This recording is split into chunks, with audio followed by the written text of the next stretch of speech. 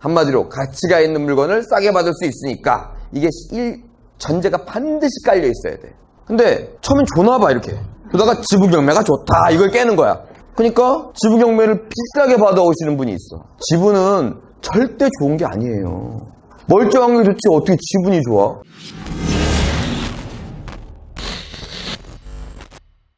공유자 우선 매수 신고라고 다들 아시죠?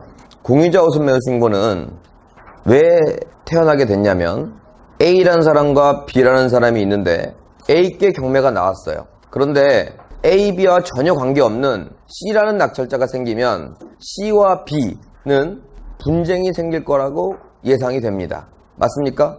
여러분들도 그렇게 생각하시죠? 그래서 너무 그 뻔한 분쟁을 막기 위해서 이 B한테 우선권을 준 거예요. 그래서 방법은 어떻게 하는 거냐? 자, 오늘 지분 경매를 합니다. 누군가가 낙찰이 되었어요. 그러면 잠시만요 하고 B가 나오는 겁니다. 나와서 신고를 하면 낙찰받은 그 사람 그대로 그 금액으로 낙찰이 우선해서 받아지는 겁니다. 그러니까 낙찰자 입장에서는 굉장히 좀 짜증나는 상황이 벌어지는 거겠죠.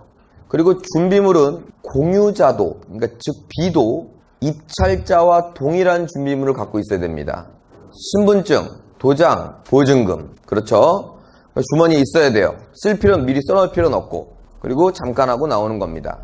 자, 그래서 공유자를 우선해서 가져간다 이런 게 있어요.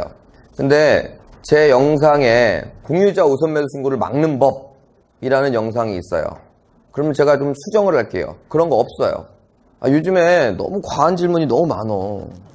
이런 거야. 내가 공유자 우선 매수 신고를 막는 법에 대해서 이러한 물건은 막을 수 있다라 그랬는데 그냥 다 어떻게 강의를 들은 거야 도대체. 나는 공유자 우선 매수 신고를 무조건 막는 줄 알아. 그래서 그거 잠깐 정리를 좀 해야 될 것 같아요. 자, 토지와 건물 중에 둘 중에 하나가 지분이에요. 무슨 얘기인지 아시겠죠? 건물은 멀쩡하게 나왔는데 요게 지분이야. 요런 거 안 된다고 공유자 우선 매수 신고. 반대로 요건 멀쩡히 다 나왔는데 요게 지분이야. 안 된다고. 자, 오늘 숙제를 드립니다. 여러분 검사는 안 할 거예요. 하지만 찾아보시라는 얘기예요. 아니 꼭 찾아야 돼. 그런 사례나 판례가 너무너무 많습니다. 너무너무 많은 건 아니지만 있습니다. 네이버 뭐 이런 검색 엔진 있죠? 거기서 공유자 일부가 지분일 때 공유자 우선 매수 신고가 안 된다는 사례를 찾으세요. 그리고 그거를 숙지만 하지 마시고 출력을 해서 보관해 놓으세요. 자, 여기까지 숙제 끝이고, 그리고 또 이런 거 있죠? 이게 땅입니다. 중간에 이렇게 도로가 있고 이렇게 잔납하는 거 보신 적 있습니까? 보통 전원주택 같은 경우에 이렇게 많이 잔납합니다. 그러니까 숫자는 번지예요. 예를 들어 요 4번지가 경매가 나왔습니다. 그러면 요즘 전원주택은 어떻게 분양을 하냐면 4번지 예를 들어 100평이면 100평은 오롯이 다 팔고 9번지 보이세요? 저 도로 부분은 예를 들어 8개면 8분의 1씩 지분으로 팝니다. 이해 가시죠? 얘도 8분의 1, 얘도 8분의 1, 얘도 8분의 1 이런 식이겠죠. 그러면 경매가 나오면 이 오롯이 4번지 전부와 9번지 8분의 1이 나올 겁니다. 이것도 공유자 우선 매수 신고가 안 됩니다. 자, 그래서 한마디로 결론을 지어드리면 일부가 지분일 경우에는 공유자 우선 매수 신고가 안 된다는 얘기예요. 그런데 지금부터가 중요합니다.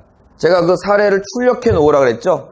법원 경매를 집행하는 집행관은 이런 거 잘 모릅니다. 그래서 여러분들이 이걸 4번지를 입찰을 했어요. 낙찰이 됐어. 근데 잠깐 그러고 일어난단 말이야. 그리고 지분이니까 공유자입니다 하면 이 사람은 잘 모르니까 오늘 법원이 끝나면 이 법원 내에서는 내가 짱이거든. 내 권한이거든. 그럼 받아주면 여러분은 가야 돼 집에. 사실 지금 하는 내용들이 다 내가 우물쭈물 집에 갔던 내용들이야. 짜증나더라고 집에 가서 생각해보니까. 저는 물건을 많이 입찰해 보다 보니까 알고 입찰하는 게 아니라 입찰하고 뺏기고 열받으니까 연구한 거야. 그걸 한 수차례 하고 나니까 이거 좀 부당하지 않나. 이게 어떻게 지분 경매야. 그럼 아파트도 지분 경매게? 아파트도 분양 면적이 있고 전용 면적이 있잖아. 왜 분양 면적이 더 커요? 복도, 엘리베이터, 계단 이런 거 다 같이 쓰는 거잖아. 이거랑 유사하잖아요. 그것도 지분이게 막 짜증나다가 연구를 하다 보니까 그런 사례들이 예전에 있더라 이겁니다. 그리고 아마 요즘에는 더 많아졌을 거예요. 그래서 그 사례를 지분 경매할 때 갖고 가시란 말이야. 그래서 집행관님 이것 좀 봐주실래요? 말로 하면 그 사람 말이 맞는 것도 같고 아닌 것도 같잖아. 근데 그런 사례를 글로 주면 웬만하면 먹히지 않을까 이런 생각이 들어요. 그래서 그렇군요. 그러면은 공유자에게 우선권을 줄 게 아니라 일부가 지분이기에 그냥 낙찰을 인정합니다. 이럴 확률이 크단 말이에요. 근데 100%는 아니야. 오늘 경매 진행해야 되는데 읽을 시간이 없어 이 사람이. 또는 오늘 안 갖고 왔어. 그럴 수도 있겠죠. 말로 하다가 무슨 소리예요? 하려고 그러면 여러분들하고 공유자하고는 가격이 동일하죠. 그럼 자동 차순이란 말이야. 내가 차순위 매수인 거 하지 말라 그랬죠. 그때만 해. 하고 이 집행관은 그걸 모르나 경매계의 사법보좌관은 법에 빠삭한 사람이야. 그래서 차순위 매수를 하고 7일 안에 즉 매각 허가 결정 기일 안에 그 사례를 갖다가 제출을 하세요.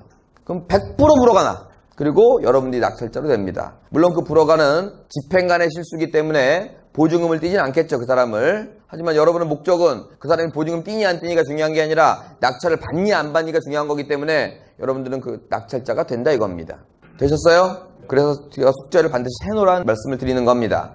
그런데 여러분들이 만약에 공유자예요. 낙찰자가 아니라 입찰자가 아니라 그러면 오늘 그 경매 물건을 하는 날 여기 와 계셔야 돼. 그래서 아무도 입찰을 안 하면 가면 돼. 다음 달에 또 와야 돼. 항상 준비물 들고. 그쵸? 사례는 안 갖고 올 필요가 없죠. 우리가 공유자니까 그거는. 그리고 매달 왔다 갔다 하다가 낙찰자 되면 잠깐 그러고 나와야 되는 거야. 그런데 여러분들은 공유자니까 싸게 낙찰받고 싶을 거 아닙니까? 그렇죠? 그래서 공유자 우선 매수 신고를 미리 해놓는 거예요.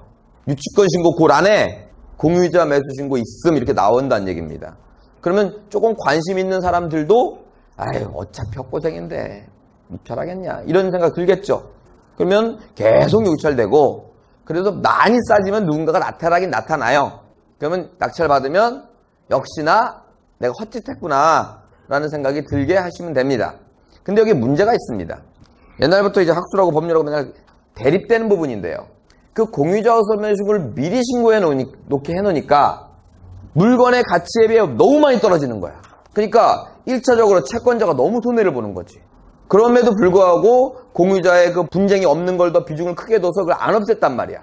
근데 여기서 계속 이러니까 뭔가 법원도 좀 부당한 것 같거든. 그래서 뭘 만들었느냐? 여러분들 몇몇 법원에 보면 전국 다 그런 건 아니에요. 몇몇 법원에 보면 공유자 우선 매수 신고는 1회에 하나한다. 이런 말이 써있는 멘트를 보신 적이 있을 겁니다. 그 법원 또는 거기 그 특별 매각 조건의 그 멘트가 있는 법원은 여러분들이 공유자 우선 매수 신고를 하잖아요. 예를 들어 한 번도 유찰 안 될 때 했어. 내가 하라 그래서 또 이렇게 들으면 안 돼. 했단 말이에요. 하면 무조건 사가야 돼. 예를 들어 1차가 1억이다. 여기 신고하고 여기 와 있어야 될 거 아니야. 그죠? 그러면 이건 공유자 우선 매수 신고를 하셨네요. 공유자 나오세요. 나오면 1억에 사가야 돼. 근데 1억에 사기 싫거든 여러분들은? 가만히 있었어. 그럼 내가 공유자가 누군지 모르잖아. 그러면 그 공유자 우선 매수 신고는 박탈됩니다. 그러니까 어떻게 해야 돼? 눈치껏 신고를 해야 되는 거야. 그러니까 이제 정리를 할게요. 공유자 입장이에요. 이제는 공유자 입장에서 1회에 하나는 법원이 아니면 그냥 미리 신고를 해놓으세요. 최고죠. 1회에 하나는 법원은 신고를 하지 말고 그냥 매달 오세요. 오고 낙찰 되면 손들란 말이야. 공통은 와야 되는 건 공통이니까. 자, 됐습니까? 그렇게 이제 정리를 하고 하나 더 말씀드릴 건 이제 지분 경매가 나왔을 때 사람들이 일반인들이 초보자들이 꺼려하는 물건이기 때문에 우리가 싸게 낙찰 받으면 그때부터 해결할 방법이 있다 이겁니다. 싸게 낙찰 받을 수 있으니까 이게 전제죠. 여러분들은 똑같은 교육을 받으면서 자꾸 헷갈리는 게 싸게 낙찰 받을 수 있으니까 가치가 있으니까 한마디로 가치가 있는 물건을 싸게 받을 수 있으니까 이게 전제가 반드시 깔려 있어야 돼. 근데 처음엔 좋나봐 이렇게 그러다가 지분 경매가 좋다 이걸 깨는 거야. 그러니까 지분 경매를 비싸게 받아오시는 분이 있어. 지분은 절대 좋은 게 아니에요. 멀쩡한 게 좋지 어떻게 지분이 좋아. 그런데 그걸 만약에 싸게 사거나 가치 있는 걸 싸게 살 수 있다면 무조건 해결할 수 있다는 거지. 저러다가 지분 경매 좋다 이렇게 되니까 비싸게 사오는 경향이 있더라 이거예요. 항상 물건의 가치, 현재 가치는 뭡니까? 누구보다 싸게 사는 거고 미래 가치는 오늘 언급하지 않을게요. 많이 오르는 건데 일단 많이 싸게 사야 이걸 해결하는 문제가 생기는 거지. 이걸 해결할 수 있으니까 이게 좋은 건 아니라는 걸 항상 알려드리는 거예요. 그래서 더 나아가 여러분들이 지분을 팔고 싶다. 그래도 여러분 마음대로 하시면 되고 팔아도 되고 아니면 나머지 지분을 사고 싶다. 요게 오히려 좀 어려워요. 오히려. 하지만 그것도 가능합니다. 그래서 제가 간단히만 할게요. 했던 거니까 내가 그 지분을 팔고 싶다. 그러면은 상대 B에게 너 이거 사라 그러면 되잖아. 그럼 네 그러고 사면 끝나죠. 근데 싫어 그랬어요. 그러면 같이 팔아서 나눠 갖자. 네 그럼 좋은데 싫어 그랬어. 우리 그러면 너랑 나랑 인연이 없는 것 같으니까 반으로 나누자. 이게 파는 거잖아. 그러면 이제 제가 법원이에요. 법원에다가 주면 반으로 나눠? 그래 나눠 하는데 이런 땅이 있는데 이게 도로가 이렇게 있어. 나눠 그러는 거예요. 나는 10분의 1 갖고 있어. 그러니까 내가 그냥 경매 넣어주세요. 그랬어. 멀쩡해 잘생긴 땅이니까. 그러니까 그런 게 어디서 나눠야지 그러는 거야 판사가. 그래서 네 알겠습니다. 이렇게 주세요. 이랬단 말이야. 판사가 막 짜증나는 표정을 짓지만 자기가 이렇게 잘라가죠. 이렇게 할 수는 없어요. 근데 상대가 전 좋습니다. 이렇게 잘라가져도 이러면 잘라갖는 거야. 그러면 이제 딱 목을 메인 그 땅을 갖고 있는 건데 그렇게 할 리가 절대 없죠 상대가. 그러니까 안 됩니다. 그러면은 둘 중에 하나가 싫어하면 또 경매계로 가는 거야. 이해 가시죠? 아파트는 그냥 경매계로 가고.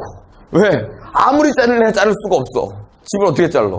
일단 문이 하나잖아. 이건 그냥 경매계로 가는 거예요. 그러면 이제 전부가 다 경매 붙여지고 하니까 여러분이 하고 싶어하는 내 지분을 파는 게 이루어지죠.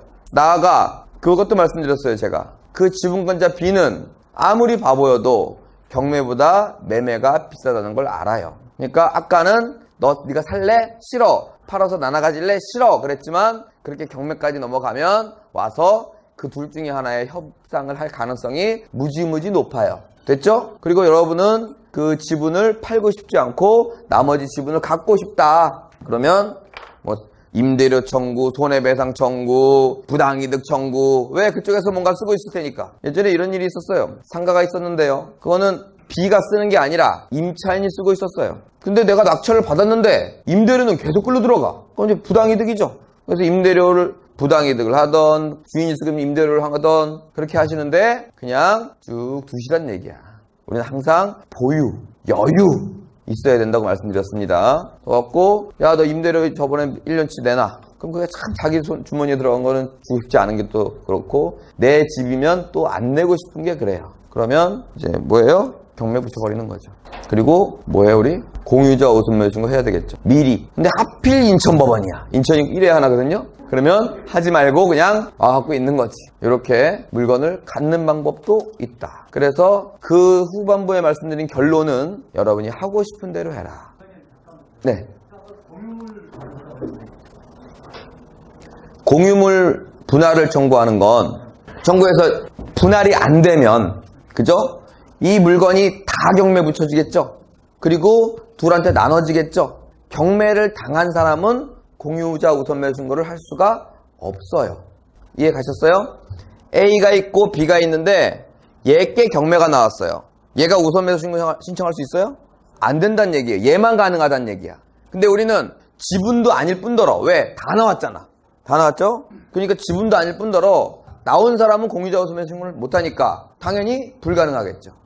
자, 이게 A와 B가 갖고 있어요. 근데 A 것만 경매가 나왔어요. 그러면 A가 신고할 수 있다 없다? 없다고요. B만 할 수 있다고요. 그런데 공유물 분할을 하기 위한 경매는요. A, B가 있어도 이게 다 나오는 거잖아. 그럼 지분 경매가 아니죠. 반만 나오거든 뭐 하는 지분 그래야 지분 경매인데 다 나오는 거니까 지분 경매가 아니에요.